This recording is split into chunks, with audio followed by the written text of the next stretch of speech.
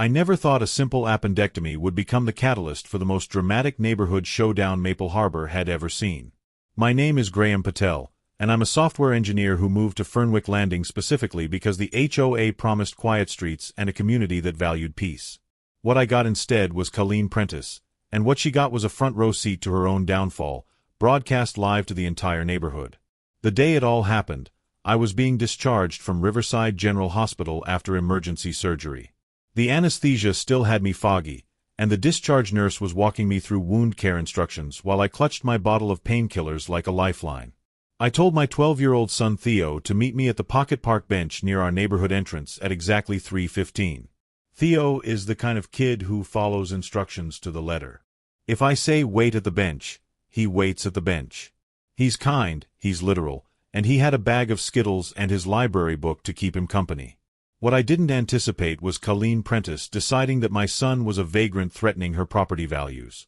I learned later that she'd been doing her afternoon patrol, which is what she called her habit of wandering the neighborhood with her phone out, looking for violations to post about. She saw Theo on the bench, decided he looked suspicious, and did what any reasonable HOA president would do.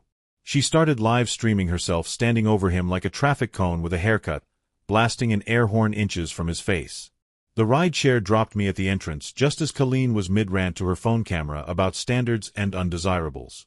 I could see Theo flinching with every blast of that air horn, and my hospital wristband was still on my arm, the stitches peeking from under my sleeve. Theo saw me and bolted up, calling out for me, and I watched in real time as Colleen's expression shifted from righteous fury to something closer to panic. But her live stream kept rolling, and all of Maple Harbor was watching her moral high ground collapse like a folding chair. Let me back up and explain how we got here. I moved to Maple Harbor because I wanted simplicity. Coffee at 6, coding by 9, mowing the lawn on Saturdays with a ruler-straight edge. The only chaos in my life was supposed to be Theo's homework struggles and the occasional software bug. The HOA promised quiet streets and a community pool that didn't smell like chlorine mixed with regret. What I got was Colleen Apprentice in my life, measuring my grass with an attitude and a vendetta. Colleen had me in her crosshairs from the moment I hung a wind chime that made one pleasant noise per lunar cycle. I'm not exaggerating. That wind chime was so subtle that you had to stand directly under it during a strong breeze to even notice it existed. Colleen noticed it from across the street and decided it was a noise violation. She mailed me 3 noise abatement notices, each one more elaborate than the last. Then came 2 foliage symmetry citations because apparently my hedges were a 1/4 inch taller on the left side. The citations were printed on official-looking letterhead she'd made herself, complete with a logo that looked like a gavel crossed with a ruler. The absurdity reached its peak when she issued a bench loitering advisory after seeing Theo reading on the pocket park bench before school one morning. The advisory claimed that prolonged sitting created an atmosphere of vagrancy and lowered the aesthetic standards of the common areas. Theo was reading a biography of Marie Curie. He was 11 at the time. Colleen started walking past our house at 6 in the morning with her clipboard, snapping photos of imaginary violations. A garden gnome I'd received as a gift became a non-compliant lawn ornament. My welcome mat was cited for reckless typography. She even documented my solar lights for twinkling in what she called a suggestive manner, which raised questions I didn't want answered. When I politely asked her to stop photographing my kid, Colleen escalated. She posted to the neighborhood app about an emerging vagrancy issue linked to lax parenthood. She never mentioned me by name, but everyone knew who she meant. The post collected reactions from the HOA board members like they were collecting bottle caps. Little heart emojis from Karen Simmons, the treasurer. Thumbs up from Bob Martinez, who enforced pool rules like he was guarding Fort Knox. The comments section became an echo chamber of people agreeing that standards were slipping and someone needed to take action. The live stream was where Colleen crossed a line she couldn't uncross. She didn't just shame Theo on camera. She called 911 and Child Protective Services, reporting abandonment and possible drug activity because Theo yawned near a trash can. Let me repeat that. My son yawned, and Colleen decided it was evidence of substance abuse. She also trespassed onto the HOA-maintained pocket park to shake the bench, trying to wake up what she kept calling the sleeping vagrant.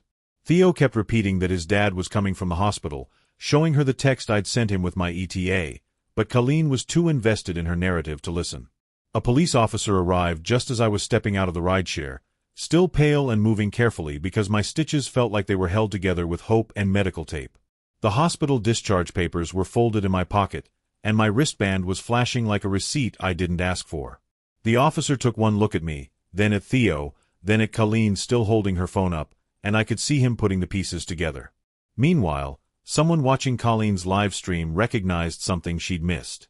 The viewer turned out to be a city compliance officer who spent too much time online, and he noticed the Pocket Park's dedication plaque in the background of her video. That plaque was important because the park had been built with a small municipal grant that came with specific stipulations about public access and non-discriminatory use. Colleen's harassment of Theo, broadcast live and documented in her own words, violated every single one of those stipulations. What started as neighborhood drama suddenly became a potential misuse of funds inquiry. The compliance officer sent an email to the city council forwarded it to the HOA board, and suddenly Colleen's little power trip had legal implications that went way beyond hurt feelings. Two things happened very quickly after that. First, the responding officer reviewed the video footage that was still live on Colleen's phone. He said the words every HOA tyrant dreads. "Ma'am, that's not your authority."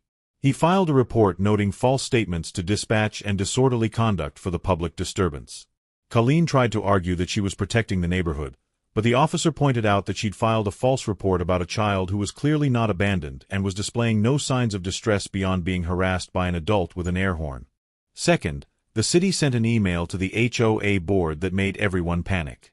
The email stated that failure to maintain open, discrimination-free access to the Pocket Park jeopardized their funding and invited financial penalties that could reach 5 figures. The board called an emergency special meeting. Homeowners packed the clubhouse like it was a concert, and someone had made a slideshow of Colleen's greatest hits. Her own posts, complete with her captions about undesirables and suspicious minors. There was a photo of Theo holding his library book with Colleen's caption calling him a loiterer with questionable intent. The room watched in silence as the evidence mounted. I stood up when my turn came to speak. I didn't yell. I didn't need to. I read one sentence. My son waited where I told him to while I was discharged from surgery. The room went colder than the community pool in March. You could hear people shifting in their seats, suddenly very interested in their shoes. Someone coughed. Colleen tried to interrupt, to explain that she couldn't have known, but the board president cut her off. The video evidence spoke for itself. She'd called CPS on a child whose only crime was following his father's instructions. The vote of no confidence was brutal and public. Every hand went up except Colleen's and one board member who'd left early, allegedly for a dental emergency but probably just to avoid being associated with the fallout. Colleen was removed as HOA president effective immediately. She was barred from enforcing any community rules and issued a formal censure that would be included in all future HOA documents. The city followed up with a fine of $15,000 and mandated that the HOA implement an inclusivity policy for all common spaces, plus mandatory training on discrimination and harassment. Child Protective Services closed their investigation within 48 hours and issued a formal letter stating that the complaint was without merit. They included a memo about retaliatory reports and the legal consequences for filing false claims. I took that letter to a magistrate the following week and was granted a restraining order prohibiting Colleen from photographing, filming, or approaching within 50 feet of my family. The magistrate looked at the evidence, looked at Colleen, and granted the order without hesitation. The disorderly conduct charge came with a sentence that felt like poetic justice wrapped in irony. For her community service, Colleen was required to repaint, reseal, and relabel every single bench in Maple Harbor with a city-approved decal reading public seating, "Welcome." The judge specified that she would start with the Pocket Park bench where the incident occurred. On her first morning of service, wearing an orange vest and carrying paint supplies, Colleen had to stencil the word welcome 3 times until it was perfectly centered while Theo and I walked past on our way to the library. The HOA board sent a formal written apology to both Theo and me. They also voted to rename the Pocket Park bench Patel Place, which was both touching and slightly petty in a way I appreciated. The newsletter announced the change along with a new community program called Bench Buddies, a neighborhood reading hour that would take place every Saturday morning at the renovated benches. Colleen was required to attend as part of her service hours, handing out snacks and setting up chairs while wearing her court-mandated orange vest. The magistrate's final order included a breakdown of Colleen's consequences. $15,000 in city fines. 200 hours of community service. Permanent removal from the HOA board with a prohibition on holding any officer position for 5 years. Legal fees exceeding $8,000. The restraining order valid for 3 years. When the judge read the sentence, Colleen's face went from red to white to a shade of gray I didn't know was possible on a human being. She opened her mouth twice and closed it both times, and I realized she'd finally run out of words. The woman who'd built her identity on control and authority sat there in complete silence as everything she'd worked for crumbled around her, all because she couldn't let a 12-year-old boy wait on a bench in peace.